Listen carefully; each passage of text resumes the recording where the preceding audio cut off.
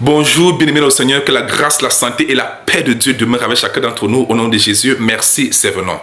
Bien-aimés, n'oubliez pas de nous faire part de vos questions, préoccupations, observations et même les choses que vous ne comprenez pas nos vidéos. Faites-nous part. Surtout, imprégnez-vous constamment et tous les jours de la parole de Dieu. C'est très important car vous connaîtrez la vérité vous affranchira. Nous sommes là, bien-aimés, frères et sœurs du Seigneur, pour éclairer les lanternes sur l'identité du Seigneur Jésus-Christ à la lumière de la parole de Dieu. Nous sommes là pour démontrer justement à la lumière de la parole de Dieu que le Créateur qui avait été présenté comme l'époux, c'est lui qui s'est manifesté dans le Nouveau Testament à la personne de Christ. C'est parti. Nous lisons Ésaïe chapitre 54. Nous lisons, vous lirez du verset 1 jusqu'au verset 5. Hein?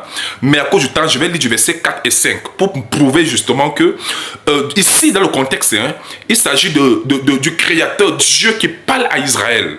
Il parle à tous ceux qui espèrent lui, à tous ceux qui croient en lui, n'est-ce pas? En tant qu'une seule personne, nous lisons. Ne crains pas quand tu ne seras pas confondu, ne rougis pas quand tu ne seras pas déshonoré, mais tu oublieras la honte de ta jeunesse et tu ne te souviendras plus le pot de ton veuvage. Car ton Créateur est ton époux. Ton Créateur est ton époux. Voici le Créateur qui est présenté comme époux de tous les croyants. Est-ce que c'est clair? Et il dit, l'Éternel des armées est son nom, et ton Rédempteur est le Saint d'Israël. Vous voyez le mot Israël qui est au son, non? Voilà. Il se nomme le Dieu de toute la terre. Donc voici le Dieu de toute la terre, le Créateur qui se présente comme l'époux de tous les croyants. Qui est donc cet époux-là? Qui est-il?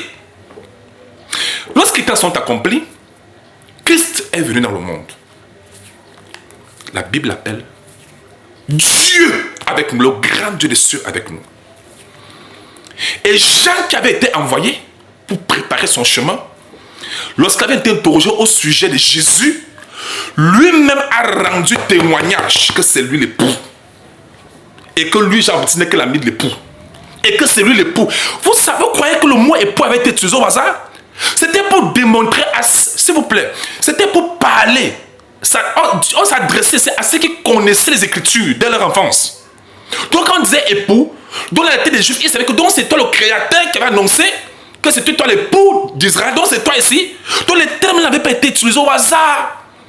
Nous pouvons prendre ça dans Jean chapitre 3, du verset 27 au verset 21, au verset 30. Vous verrez comment Jean-Baptiste témoigne que Christ est bel et bien l'époux.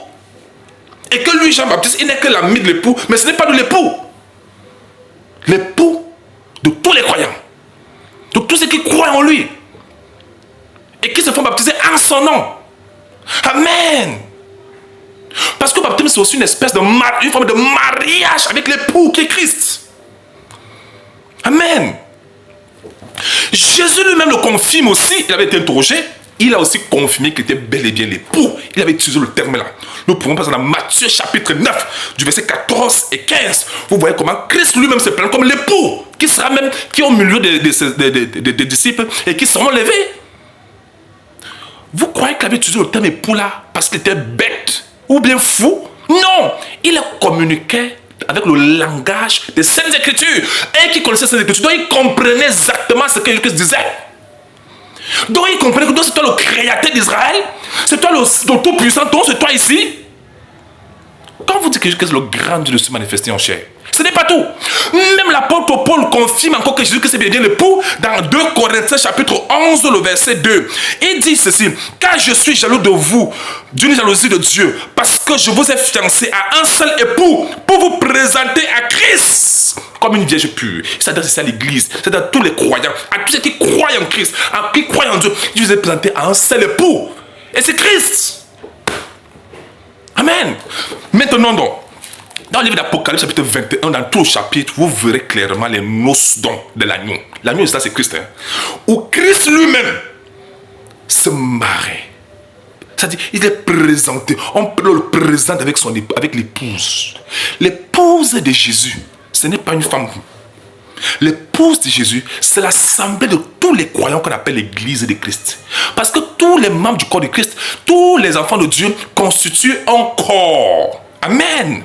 Et le corps là constitue le corps de Christ qu'on appelle l'épouse. L'épouse de Christ. Christ est l'époux et l'église est l'épouse. Et on parle même des noces de l'agneau qui arrivera dans Apocalypse chapitre 21. Vous lirez tout le chapitre là pour voir les noces dont il est question.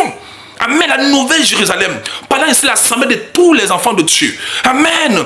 Tous les enfants de Dieu qui sont véritablement nés de nouveau en Christ à travers le monde entier.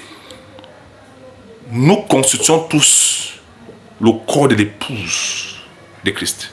Nous sommes tous l'épouse en une seule personne. Et Christ est bel et bien l'époux. L'époux qui est le créateur qui s'était annoncé dans l'Ancien Testament. Alors Israël avait compris. Jésus-Christ n'est pas n'importe qui. Il est l'époux d'Israël, l'époux de tous les croyants. Et c'est lui qui s'est manifesté, s'est présenté comme l'époux pour le faire comprendre que c'est moi qui vous parle à travers Isaïe. Jésus-Christ, le grand Dieu, se manifeste en chair. Que c'est vous bénisse.